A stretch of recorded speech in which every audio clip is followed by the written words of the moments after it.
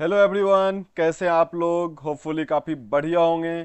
तो आज हम लोग एटॉमिक स्ट्रक्चर का एक बेहद इम्पॉर्टेंट टॉपिक जो कि बच्चों को समझने में परेशानी होता है वो है हमारा श्रोडिंजर वेव इक्वेशन। तो ये आज हम लोग पढ़ने वाले हैं। इसको हम लोग तीन अलग अलग पार्ट्स में पढ़ेंगे, 3 या 4 पार्ट्स में। कैसे पढ़ेंगे वो मैं आपको समझा देता हूँ। आज हम लोग सबसे पहले श्रोडिंजर वेव इक्वेशन का कॉन्सेप्ट समझेंगे, इसके पीछे कॉन्सेप्ट क्या है। इसके बाद हम लोग इस पर बेस्ड कुछ क्वेश्चन करेंगे और वहीं हमें पता चलेगा किस टाइप का क्वेश्चन आता है। उसके बाद हम लोग ग्राफ से रिलेटेड चीज़ें समझेंगे और उसके बाद चौथा पार्ट, अगर आप लोगों का डिमांड रहेगा तो हम लोग पीवाईक्यूज जो जेई मेन या एडवांस में श्रोडिंजर वेव इक्वेशन से रिलेटेड सवाल आया है उनको भी कवर कर लेंगे। तो आपको ये सीक्वेंस समझ में आ गया होगा कि कैसे हम लोग श्रोडिंजर वेव इक्वेशन को पढ़ने वाले हैं। तो चलिए हम लोग स्टार्ट करते हैं श्रोडिंजर्स वेव इक्वेशन। अब इससे पहले आप लोगों ने डी ब्रोगली हिपोथेसिस पढ़ा होगा। एक बार की बात है, श्रोडिंजर बच्चों को डी ब्रोगली हिपोथेसिस के बारे में समझा रहे थे। अब डी ब्रोगली हिपोथेसिस आप सारे लोग जानते हैं कि हर मूविंग पार्टिकल से वेव नेचर एसोसिएटेड है, ऐसा डी ब्रोगली ने कहा था। तो ये चीजें बार बार आ रही थी कि हर मूविंग पार्टिकल से वेव नेचर एसोसिएटेड है, हर मूविंग पार्टिकल से वेव नेचर एसोसिएटेड है। और अभी तक हम लोग मान रहे थे कि इलेक्ट्रॉन जो है वो एक पार्टिकल है। तो एक बच्चे ने उनसे पूछा कि सर ये बताइए कि अगर हर मूविंग पार्टिकल से वेव नेचर एसोसिएटेड है तो इलेक्ट्रॉन से भी वेव नेचर एसोसिएटेड होगा। वो बोले बिल्कुल सही बात, यही तो डी ब्रोगली ने बोला था, यही तो मैं तब से तुम्हें समझाने की कोशिश कर रहा हूं। बच्चे ने बोला सर ये बात तो मुझे समझ भी आ गई, लेकिन आप ये बताइए कि अगर हर मूविंग पार्टिकल से वेव एसोसिएटेड है तो इलेक्ट्रॉन जो मूव कर रहा है उससे जो वेव एसोसिएटेड है उस वेव का इक्वेशन क्या है। क्योंकि आप 11th में पढ़ते हैं वेव चैप्टर, एसएचएम के बाद आता है फिजिक्स में वेव एंड ऑसिलेशन एक चैप्टर, उसमें आपको पढ़ाया जाता है कि हर वेव का एक इक्वेशन है, एक इक्वेशन के फॉर्म में वेव को रिप्रेजेंट किया जा सकता है। तो बच्चे ने पूछा कि सर इस इलेक्ट्रॉन से एसोसिएटेड जो वेव है उसका इक्वेशन क्या है। उस समय तो श्रोडिंजर उस इक्वेशन को एक्सप्लेन करने में या इक्वेशन बताने की स्थिति में नहीं थे, लेकिन ये बात उनके दिमाग में बैठ गई और इस पर उन्होंने काम करना शुरू किया। और उसके 2-3 महीने बाद श्रोडिंजर उन इलेक्ट्रॉन्स के इक्वेशन को लेकर पहुंचे। ये जो इक्वेशन दिख रहा है ये उस इलेक्ट्रॉन का इक्वेशन बिल्कुल नहीं है। क्या है उस इलेक्ट्रॉन का इक्वेशन, इस पर हम लोग बात करेंगे। फिलहाल हम लोग समझते हैं श्रोडिंजर इक्वेशन, इसको आगे बढ़ाते हैं। यहां पर देखें जो मैंने आपको एक्सप्लेन किया है वही चीजें लिखी हुई है कि सिंस अ मूविंग इलेक्ट्रॉन, यहां पर ध्यान से देखें, since a moving electron has wave nature associated with it, hence there must be a wave equation to describe such a wave. जो मैंने अभी एक्सप्लेन किया वही बात यहां लिखी हुई है। अब वो इक्वेशन क्या होगा, तो श्रोडिंजर ने ये जो इक्वेशन दिया है इसका सॉल्यूशन जो है वो उस इलेक्ट्रॉन का इक्वेशन है। ये इक्वेशन उस इलेक्ट्रॉन का इक्वेशन है बिल्कुल नहीं। इस इक्वेशन का जो सॉल्यूशन है वो उस इलेक्ट्रॉन का इक्वेशन है। अब ये इक्वेशन क्या है इसको जरा देखते हैं। यहां पर देखें del square psi upon del x square. यहां पर डेल का मतलब होता है पार्शियल डेरिवेटिव, ये आपने फिजिक्स में बेसिक मैथ में पढ़ा होगा कि डेल का मतलब होता है पार्शियल डेरिवेटिव। और del square upon del x square है मतलब डबल डेरिवेटिव। तो पार्शियल डेरिवेटिव भी है और डबल डेरिवेटिव भी है। किसका? साई का। तो साई क्या है इसको हम लोग आगे समझेंगे। तो साई का double partial derivative with respect to x plus psi का double partial derivative with respect to y plus psi का double partial derivative with respect to z plus 8 pi square m upon h square. ये सब constant है, 8 भी constant है, pi square भी constant है, m है यहां पर mass of electron, mass of electron भी कांस्टेंट है। यहां पर नीचे है एच स्क्वायर, एच स्क्वायर वही प्लैंक्स कांस्टेंट वाला एच, तो ये भी कांस्टेंट है, इनटू ई माइनस यू। यहां पर ई है टोटल एनर्जी और यू है पोटेंशियल एनर्जी ऑफ इलेक्ट्रॉन, फिर multiplied by psi is equals to 0। ये क्या है? ये ऐसा इक्वेशन है जिसको सॉल्व करने पर हमें क्या मिलता है? इलेक्ट्रॉन का इक्वेशन मिल जाता है। अब यहां पर देखें जो जो टर्म यूज हुआ है उसके बारे में नीचे लिखा हुआ है, where psi is amplitude function. Amplitude function को अभी हम लोग नेक्स्ट स्लाइड में समझ लेंगे। एम जो है मास of electron, E total energy, you potential energy. E minus you यानी कि total energy minus potential energy, इसको कई जगह पर आपको काइनेटिक एनर्जी भी लिखा हुआ मिलेगा। तो इस पूरे स्लाइड में जो एक चीज आपको समझने में थोड़ी सी परेशानी हो रही होगी वो है साई। तो साई को हम लोग नेक्स्ट स्लाइड में समझ लेते हैं। तो साई को समझने के लिए मैं यहां पर एक वेव बना रहा हूं, आप ध्यान से देखेंगे, ये हमारा एक वेव है। ये जनरली हम लोग एक्स एक्सिस लेते हैं, ये हम लोग वाई एक्सिस लेते हैं। तो ये देखें, वेव जैसे से ऊपर जा रहा है वैसे से वाई एक्सिस की तरफ डिस्टेंस बढ़ता जा रहा है, इधर वाई की तरफ डिस्टेंस बढ़ता जा रहा है। तो इसको वाई से ना दिखाकर साई से दिखाया गया है। बस साई जो है ये एम्पलीट्यूड फंक्शन है, वाई डायरेक्शन में चीजें कैसे चेंज हो रही है यही एम्पलीट्यूड फंक्शन है। वाई को ही साई से रिप्लेस किया गया है, आप ऐसे समझ सकते हैं। वेव में जो अभी तक हम लोग वाई लिखते आ रहे थे ना, जो वाई एक्सिस की तरफ का डिस्प्लेसमेंट बताता था, वो अब हम लोग साई से रिप्रेजेंट करेंगे इस वेव इक्वेशन में। बस साई को कहीं पूछा जाए कि साई क्या है तो आपको सिंपली बता देना है एम्पलीट्यूड फंक्शन है। एम्पलीट्यूड फंक्शन का क्या मतलब है, वाई एक्सिस की तरफ डिस्प्लेसमेंट, वाई एक्सिस की तरफ कितना डिस्प्लेस हुआ है, समझने के लिए वाई एक्सिस की तरफ डिस्प्लेसमेंट, बताने के लिए amplitude function. That's all about Sai. अब एक साइंटिस्ट हुए मैक्स बॉर्न, इन्होंने साई का कुछ इंटरप्रिटेशन दिया, साई को इन्होंने कैसे इंटरप्रेट किया इसको हम लोग समझते हैं। इनका कहना था कि psi contains all the information related to motion of electron. Electron का जो मूवमेंट है, इलेक्ट्रॉन का जो मोशन है, उससे रिलेटेड सारे इंफॉर्मेशन को ये साई होल्ड करता है। क्या ये लाइन अपने काम का है? बिल्कुल नहीं। साई बस कुछ नहीं है, इलेक्ट्रॉन के मोशन के बारे में सारी जानकारी साई के पास होती है, मतलब इससे हमें वो सारी जानकारी मिल सकती है जो कि अभी नहीं चाहिए, है ना, अभी नहीं चाहिए। अभी आपको साई से रिलेटेड बस दो चीजें याद रखना है, ये एम्पलीट्यूड फंक्शन है और वाई डायरेक्शन में डिस्प्लेसमेंट बताता है, दैट्स इट। अपने लिए जो थोड़ा इंपॉर्टेंट हो जाता है वो है साई स्क्वायर, क्योंकि साई स्क्वायर का जो फिजिकल सिग्निफिकेंस है वो अपने काम का है कि Sai square gives probability density of electron. ये इलेक्ट्रॉन की प्रोबेबिलिटी नहीं बताता, प्रोबेबिलिटी डेंसिटी बताता है। प्रोबेबिलिटी डेंसिटी का क्या मतलब है इसको समझ लेते हैं। मान लेते हैं ये कोई 3 डायमेंशनल रीजन है, तो इसमें इलेक्ट्रॉन के पाए जाने की कुछ प्रोबेबिलिटी होगी।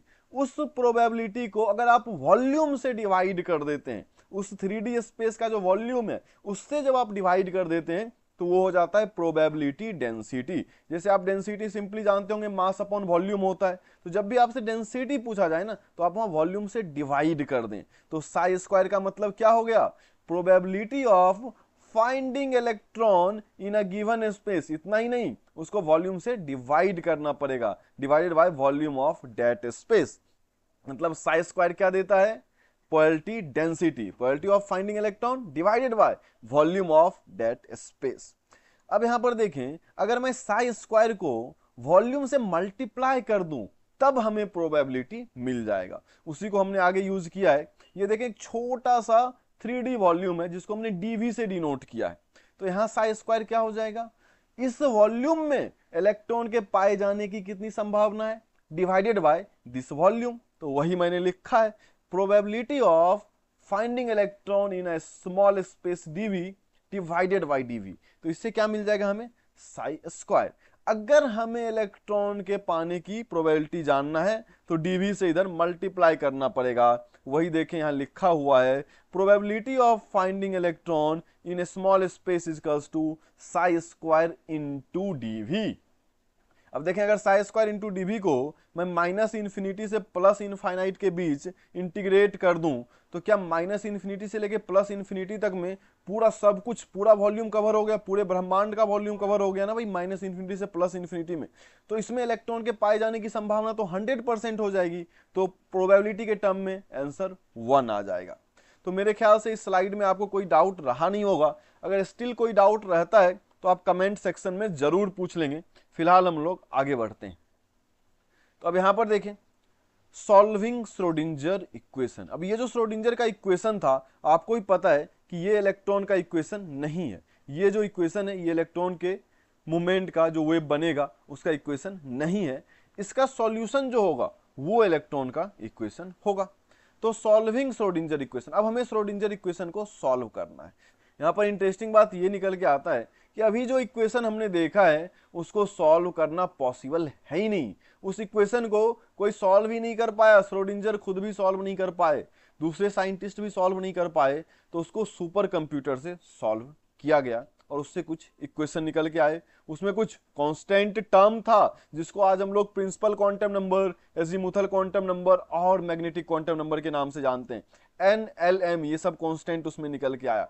लेकिन फिलहाल यही चीजें मैं यहाँ पर लिख रखा हूं कि ये जो है श्रोडिंगर ने जो पीछे इक्वेशन दिया था, ये एक सेकेंड ऑर्डर डिफरेंशियल इक्वेशन है इन कार्टेशियन कोऑर्डिनेट। कार्टेशियन कोऑर्डिनेट आप लोग जानते हैं, एक्स वाई जेड जो कोऑर्डिनेट है इसी को हम लोग कार्टेशियन कोऑर्डिनेट बोलते हैं। तो कार्टेशियन कोऑर्डिनेट में इस इक्वेशन को सॉल्व करना इम्पॉसिबल था। यहां पर देखें which is almost impossible to solve. तो इसलिए क्या किया गया, कोऑर्डिनेट सिस्टम को ही चेंज कर दिया गया। अभी तक जो आप कार्टेशियन कोऑर्डिनेट पढ़ते आ रहे हैं, अगर आप 13th के स्टूडेंट हैं यानी कि अगर आप 12th पास हैं तो आप कोऑर्डिनेट ज्योमेट्री में कार्टेशियन सिस्टम को स्फेरिकल पोलर सिस्टम में कन्वर्ट करना सीख चुके होंगे। लेकिन अगर आप 11th के स्टूडेंट हैं तो मैं आपको सिखा दूंगा कि कार्टेशियन सिस्टम को स्फेरिकल पोलर सिस्टम में कैसे कन्वर्ट करते हैं। तो यहां पर देखें, इस इक्वेशन को सॉल्व किया जा सके इसलिए स्फेरिकल पोलर सिस्टम का यूज किया गया। कार्टेशियन सिस्टम में इस इक्वेशन को सॉल्व कर पाना नेक्स्ट टू इम्पॉसिबल था। तो जिस तरह से कार्टेशियन सिस्टम में हम लोग 3 वेरिएबल यूज करते हैं, एक्स, वाई और जेड, उसी तरह से स्फेरिकल पोलर सिस्टम में 3 वेरिएबल जो यूज होता है वो है आर जो कि है रेडियल डिस्टेंस, थीटा जो कि है जेनिथ एंगल और फाई जिसको कि हम लोग बोलते हैं एजीमुथल एंगल। ये तीनों ही वेरिएबल हमारा पोलर कोऑर्डिनेट सिस्टम में यूज होता है। अब इनका एक्स वाई जेड के साथ क्या रिलेशन है, कैसे एक दूसरे सिस्टम में इंटर कन्वर्ट होता है, पहले हम लोग वो सीख लेते हैं।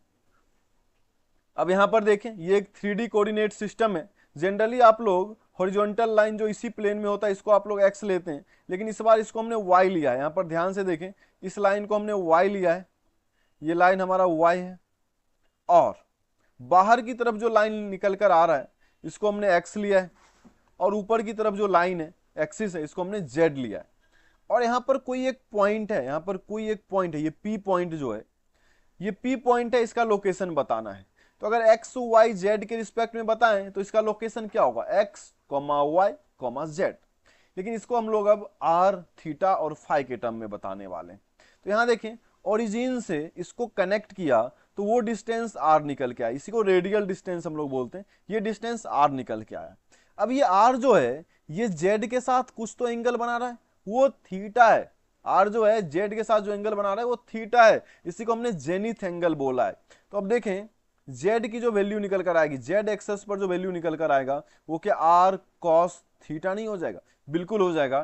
तो देखें, आर का value √x² plus y² plus z² होगा। कैसे, आप सिंपली देखें, 2 डायमेंशन में ही यहां कोई पॉइंट होता था, इसको यहां से कनेक्ट करते हैं तो ये डिस्टेंस r होता है, ये x होता है, ये y होता है। अगर x पूछा जाए यानी कि r पूछा जाए तो हम लोग x² प्लस y² बताते हैं कि नहीं बताते हैं, यूजिंग पाइथागोरस थ्योरम। इसी को हमने 3 डायमेंशन में एक्सटेंड कर दिया तो x² plus y² plus z² हो जाएगा, r की वैल्यू है ना। z कितना हो जाएगा, r cos थीटा हो जाएगा, है ना। अब ये जो r है ये 3 डायमेंशन में है, ये पॉइंट जो है ये एक्स वाई जेड प्लेन में नहीं है, वो बाहर की तरफ भी है ना।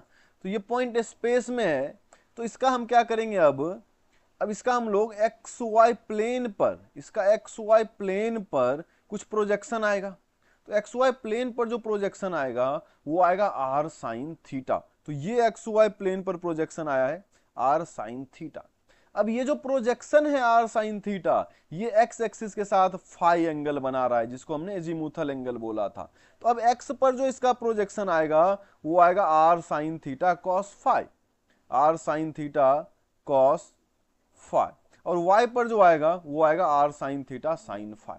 तो यहां पर देखें, r हमारा हो गया x² plus y² plus z², z हो गया r cos थीटा, x हो गया r sine theta cos phi, y हो गया r sine theta sine phi. तो ये हमारा रिलेशन है x y z और r थीटा और फाई के बीच। लेकिन फिलहाल हम लोग ये सब इक्वेशन सॉल्व नहीं करने वाले हैं। आपको लग रहा होगा हम लोग इतना स्फेरिकल कोऑर्डिनेट सिस्टम और कार्टेशियन कोऑर्डिनेट सिस्टम समझ रहे हैं, इन दोनों के बीच रिलेशन समझ रहे हैं, तो क्या हम इस इक्वेशन को उसमें कन्वर्ट करके सॉल्व करेंगे? बिल्कुल नहीं, सॉल्व हम लोग बिल्कुल नहीं करने वाले।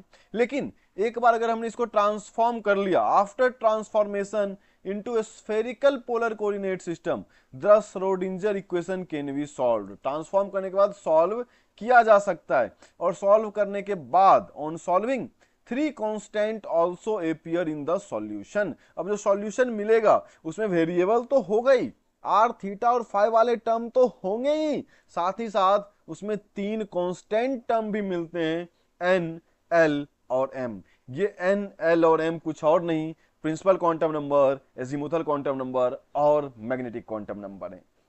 तो अब क्या किया गया, ध्यान से समझें। शुरू से मैं एक बार समराइज करता हूं जल्दी से सारी चीजों को। श्रोडिंजर ने सबसे पहले क्या बोला, डी ब्रोगली वाली बात समझाई लोगों को कि हर एक मूविंग पार्टिकल से वेव एसोसिएटेड है, तो फिर इलेक्ट्रॉन से भी वेव एसोसिएटेड होगा, लेकिन वो वेव है क्या हमें कैसे पता चलेगा। तो उन्होंने एक इक्वेशन दिया, उसका सॉल्यूशन से जो इक्वेशन आएगा वो उस वेव का इक्वेशन होगा। तो उन्होंने जो इक्वेशन दिया उसको कार्टेशियन प्लेन में सॉल्व करना आसान नहीं था, तो उसको पोलर कोऑर्डिनेट में कन्वर्ट किया गया और फिर सॉल्व किया गया। तो जो सॉल्यूशन आया उसमें 2 पार्ट निकल के आए, एक था रेडियल वेव फंक्शन और दूसरा था एंगुलर वेव फंक्शन। यानी कि जो इलेक्ट्रॉन का वेव था वो 2 वेव फंक्शन यानी कि 2 वेव इक्वेशन का प्रोडक्ट था। और आप क्लास 11th की फिजिक्स में पढ़े होंगे, यदि आप 11th में हैं तो आगे पढ़ेंगे। एच.सी. वर्मा में इससे रिलेटेड खूब सारे क्वेश्चन हैं कि किसी भी वेव को प्रूफ करना है कि वो स्टैंडिंग वेव है तो आप कैसे करेंगे। तो यदि कोई वेव 2 वेव के प्रोडक्ट के रूप में लिखा जा सकता है तो वो स्टैंडिंग वेव कहलाता है, वो स्टैंडिंग वेव प्रूफ हो जाता है।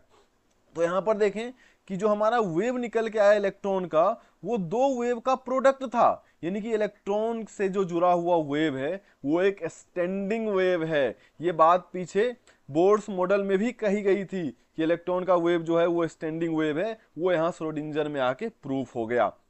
तो इलेक्ट्रॉन वेव एक स्टैंडिंग वेव है। कैसे पता चला, क्योंकि इसको 2 वेव के प्रोडक्ट के रूप में लिखा जा सकता है। एक है हमारा रेडियल पार्ट, दूसरा है हमारा एंगुलर पार्ट। रेडियल पार्ट में एन और एल कांस्टेंट है, आर वेरिएबल यूज हुआ है, जबकि एंगुलर पार्ट में एल और एम यानी कि एजीमुथल क्वांटम नंबर और मैग्नेटिक क्वांटम नंबर कांस्टेंट के रूप में आएगा, और थीटा और फाई जेनिथ एंगल और एजीमुथल एंगल वेरिएबल के रूप में आएगा।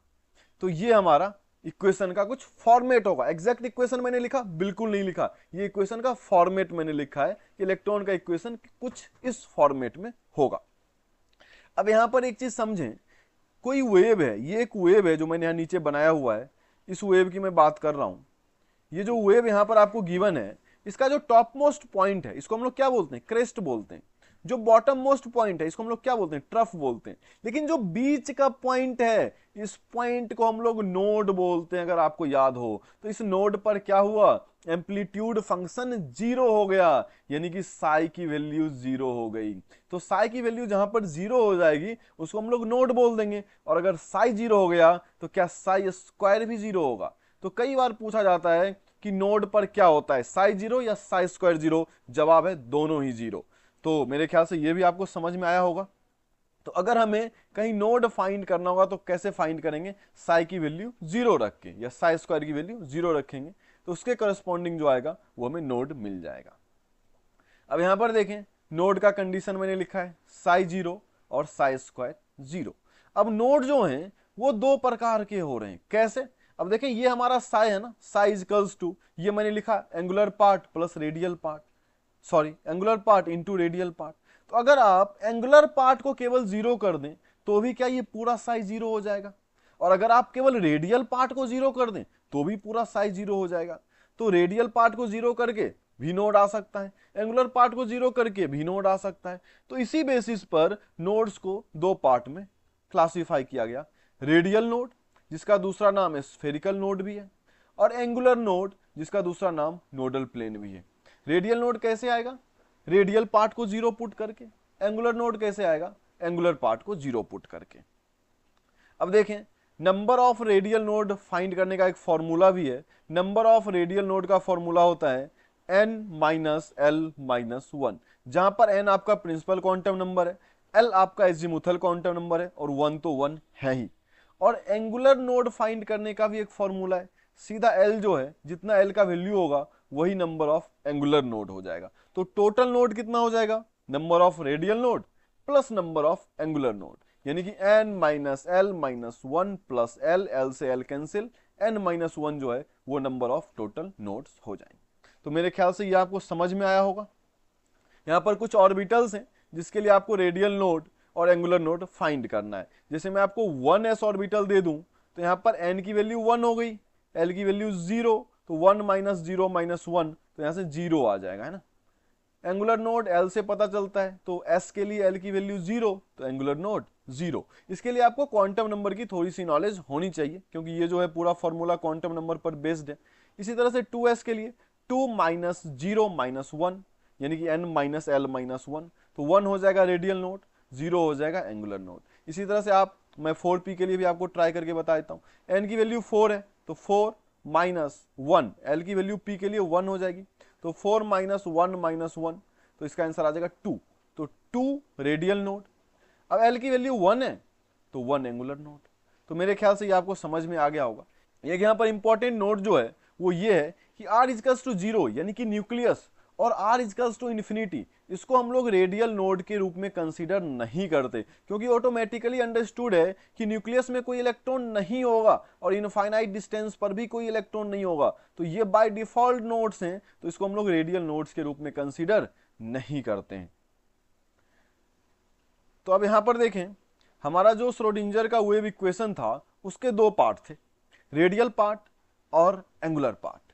एंगुलर पार्ट के डिटेल में हमें नहीं जाना है, क्योंकि जेई ने आज तक एंगुलर पार्ट से सवाल नहीं पूछा है। हाँ, लेकिन रेडियल पार्ट जो है उसको डिटेल से समझने की जरूरत है। तो यहाँ पर साई आर मैंने लिख दिया, यानी कि श्रोडिंजर के इक्वेशन का जो सॉल्यूशन था उसके रेडियल पार्ट के बारे में हम लोग बात करने जा रहे हैं। तो उसका जो रेडियल पार्ट होगा उसका जनरल फॉर्मेट हमेशा ऐसा होगा कि एक कोई कॉन्स्टेंट होगा, जिसको कि मैंने यहां लिख दिया के एक कांस्टेंट है, वो मल्टीप्लाइड होगा r की पावर l से। r क्या है? वही वेरिएबल r, रेडियल डिस्टेंस जो था ये r है, r की पावर l होगा। l एक कांस्टेंट है जो कि एजीमुथल क्वांटम नंबर है, तो k इंटू r की पावर l। उसके बाद एक r के ही टर्म में पॉलिनोमियल होगा। सारे इक्वेशन इसी फॉर्मेट में होंगे। यहां देखें, r के ही टर्म में एक पॉलिनोमियल होगा और इस पॉलिनोमियल का जो डिग्री होगा वो n माइनस एल माइनस 1 होगा, यानी कि वो नंबर ऑफ रेडियल नोड दे रहा होगा। कौन सा? इस r का जो डिग्री होगा, इनटू e की पावर माइनस के डैश, यानी कि दूसरा कोई कांस्टेंट, और फिर मल्टीप्लाइड बाय r। तो रेडियल पार्ट हमेशा इसी पैटर्न को फॉलो करेगा, कांस्टेंट इंटू r की पावर l इंटू एक पॉलिनोमियल इंटू e की पावर माइनस के डैश इंटू r। और ये जो पॉलिनोमियल होगा इसका डिग्री हमें रेडियल नोड बताएगा, नंबर ऑफ रेडियल नोड। तो आपको लग रहा होगा कि सर हम ये कैसे लिखेंगे? आपको ये लिखना नहीं है। जब भी श्रोडिंजर इक्वेशन से सवाल आएंगे आपको ये इक्वेशन ऑलरेडी सवाल में दिया जाएगा, आपको बस पहचानना है यहाँ पर पॉलिनोमियल की डिग्री कितनी है, r की पावर l है तो l की वैल्यू कितनी है। यहाँ से बस आपको n फाइंड करना है, l फाइंड करना है, और कहाँ पे ये साई 0 हो जाएगा। बस ये तीन ही चीज आपको फाइंड करना है। जैसे यहाँ देखें, एक इक्वेशन आपको दे दिया गया है, तो क्या देखें, कांस्टेंट है, बिल्कुल है, इंटू r है, बिल्कुल है, r की पावर कुछ नहीं है मतलब 1 है, तो यहाँ से सीधा l की वैल्यू 1 आ गई। देखें, आपने एक चीज बता दिया कि l 1 है मतलब ये p ऑर्बिटल ही होगा, है ना। उसके बाद देखें, एक पॉलिनोमियल भी है जिसकी डिग्री 1 है, यानी कि n माइनस एल माइनस 1 की वैल्यू 1 निकल के आ गई। तो आपको l की वैल्यू पता है कितना, 1, तो l के जगह 1 रख दीजिए तो n आपका 3 निकल के आ जाएगा, यानी कि ये थर्ड सेल के p ऑर्बिटल की बात हो रही है, यानी कि 3p ऑर्बिटल की बात हो रही है। और अगर साई 0 करना है तो आपको इस पूरे को 0 करना पड़ेगा, है ना। तो या तो आप r 0 कर दीजिए सीधा, तो वहां साई 0 हो जाएगा, लेकिन मैंने आपको बताया था कि r0 बाय डिफॉल्ट नोड होता है, तो r0 रखने से जो नोड मिलेगा उसको हम लोग कंसीडर नहीं करेंगे। एक तरीका है कि e की पावर माइनस के डैश r है, तो यहां पर r इन्फिनिटी रख दीजिए तो ये टर्म 0 हो जाएगा, तो भी हमें नोड मिल जाएगा। लेकिन वो भी अपने काम का नहीं है, क्योंकि r इनफाइनाइट पे जो नोड मिलता है वो भी अपने काम का नहीं है। तो इस इक्वेशन के तीन पार्ट, k1r ये r0 पे नोड देगा, e की पावर माइनस के डैश r ये r इजकल्स टू इनफाइनाइट पे नोट देगा। लेकिन बीच में जो पॉलिनोमियल वाला पार्ट है, जो यहाँ पर a प्लस बी आर है, इसको जब 0 रखेंगे, a plus b r equals to 0, मैं यहाँ पर ऊपर में सॉल्व कर देता हूँ, a plus b r equals to 0, तो a equals to minus b r, तो यहाँ पर r equals to minus a by b, ऐसा कुछ आएगा। निगेटिव यहाँ पर इसलिए आ रहा है क्योंकि हमने ये हाइपोथेटिकल इक्वेशन लिया हुआ है। सवाल में जब भी आएगा तो आर का वैल्यू कुछ ना कुछ पॉजिटिव आ रहा होगा और निगेटिव आ रहा है, इसका मतलब न्यूक्लियस के इस तरफ की बात की जा रही है। इतना ही पॉजिटिव में आप आंसर कर देंगे। तो मेरे ख्याल से ये समझ में आया होगा। अगले वीडियो में हम लोग इस पर बेस्ड कुछ सवाल करेंगे। हर सवाल में आप ध्यान से देखें, आपको वेव का इक्वेशन गिवन होगा, आपको आर का डिग्री पहचानना होगा, आर का पावर पहचानना होगा और साई जीरो करना होगा। बस यही 3 चीज करनी होंगी। देखें ये पहला सवाल है, ये अगला सवाल आएगा यहां पर। देखें अगले सवाल में भी देखें साई का इक्वेशन गिवन है, आपसे कभी वो इक्वेशन नहीं पूछेगा, इक्वेशन हमेशा देगा, आपसे पूछेगा तो बस एन की वैल्यू, एल की वैल्यू और कहां पर साई जीरो हो रहा है वो आर की वैल्यू, बस यही चीजें आपसे पूछी जाएंगी। तो मेरे ख्याल से ये सब हम लोग करेंगे अगले लेक्चर में। तो आज के लिए इतना ही रखते हैं हम लोग। आपको श्रोडिंगर इक्वेशन का बेसिक कंसेप्ट समझ में आया होगा।